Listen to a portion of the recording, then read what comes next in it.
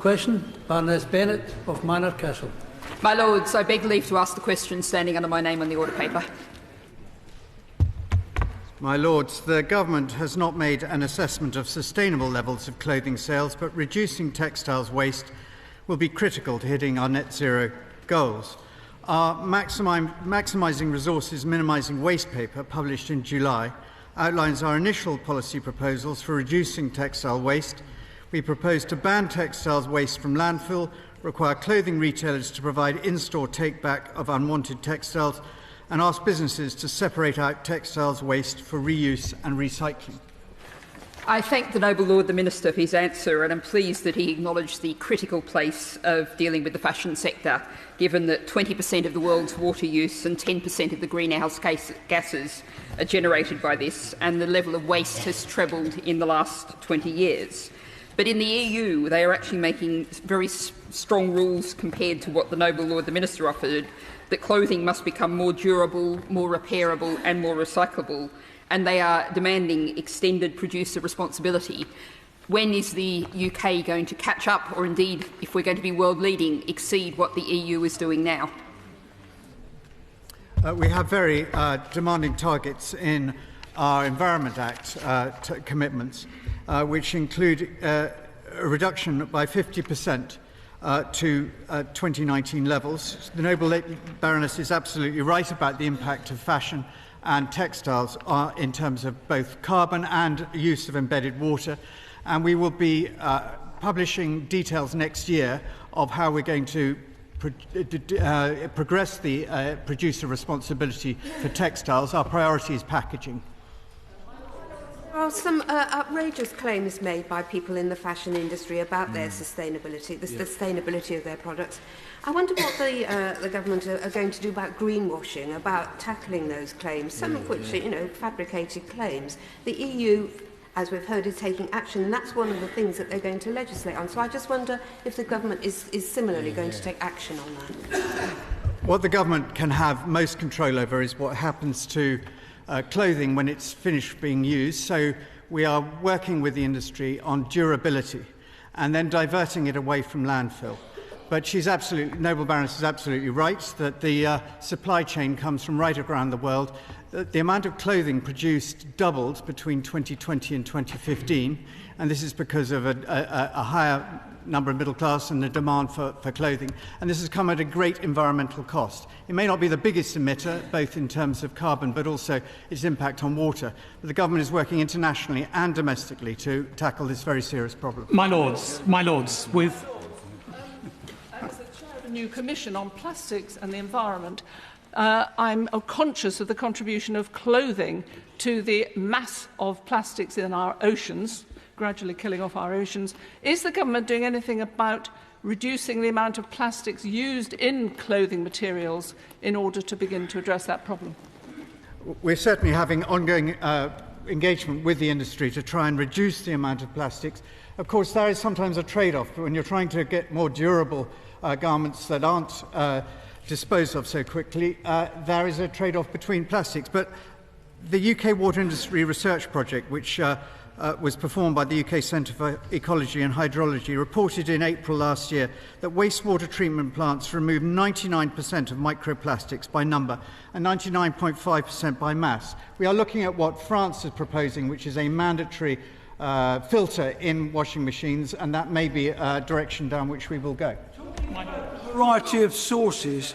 Could the Minister tell us, say, for the last 18 months, how much cotton has come in products grown in Xinjiang, grown by slave labour, checked out by technical analysis of the element analysis system pioneered by Oratane rather than paper trails? The government has consistently promised it would check on the sources of cotton because the cotton products can be checked to see where the cotton was grown.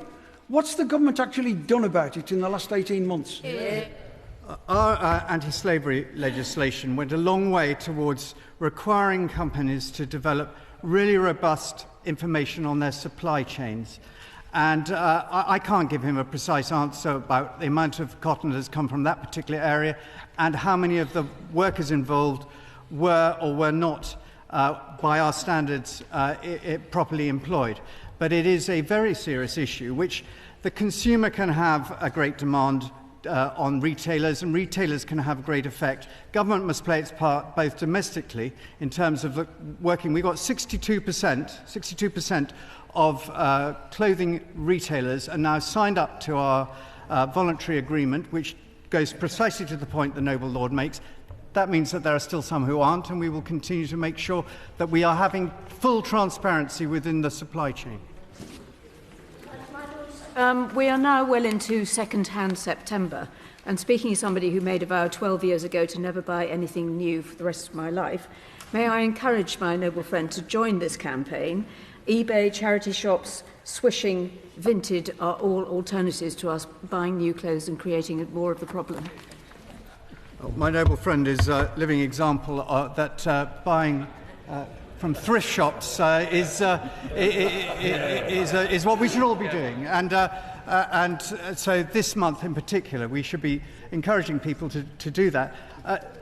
Slow fashion is the way forward, and making sure that we are both requiring manufacturers and retailers to have goods that last longer, that are properly supplied, and that do not then go to landfill when they come to the end of their natural life.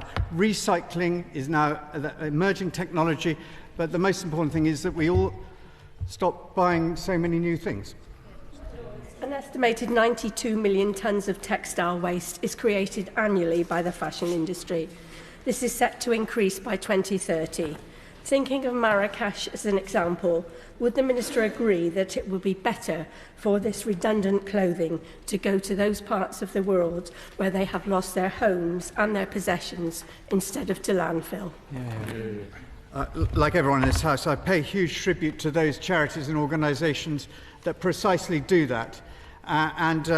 The support that can then be given to people in vulnerable circumstances who've lost everything to clothe themselves and their families is, of course, absolutely vital. But it also shows us the importance of this in our lives, of trying to develop policies both as a government but also societally, where we are using less, consuming less, and where we can, supporting those in need. My Lords, with 3/4 of UK exports going to Europe, fashion is yet another creative industry detrimentally affected by Brexit. Has the Minister seen the new report produced for the industry by the University of the Arts London and the University of Leeds, detailing the many difficulties which include concerns over sustainability and improving ethical practice? I haven't seen that document, but I do know that the UK fashion industry directly generated an estimated £28.9 billion gross added value contribution to the UK economy. And that is a factor. Of course, we want that to be a sustainable industry, and but we take, I hope, great pride in the fact that this country has got a very leading role in international fashion industry, and we want it to remain so. My Lords, textiles recycling varies significantly across different local authority areas. And although some fashion retailers, as we've heard, offer their own recycling schemes, both councils and retailers have the same problem. Not everything is recyclable, so a proportion of material is always going to end up in landfill or being incinerated. This situation isn't helped by fashion brands and retailers who purposefully destroy old stock rather than offering it at a discount. Can I ask the Noble Lord the Minister, how does the government plan to improve access to textiles recycling whilst also ensuring there is transparency about its limitations? Well, we made some progress. The Textiles 2030 paper policy promoted by RAP helped signatories to reduce their water and carbon footprints per tonne of clothing by 18.2% and 21% in terms of carbon and water. But we do want to help local authorities with the work that they're doing, and they are being funded to bring forward changes to packaging recycling collections through the extended producer responsibility payments, and separate food waste collections will be funded via new burdens payments, and new collection requirements for consistency in recycling for households in England will come in shortly. My Lords. Following on from Baroness Jenkins' question, Might we all be able to avoid buying new clothes if the authorities in this House did something about the moths? I spoke earlier about consistency. It's always freezing in here and boiling out there, so you never know what to wear.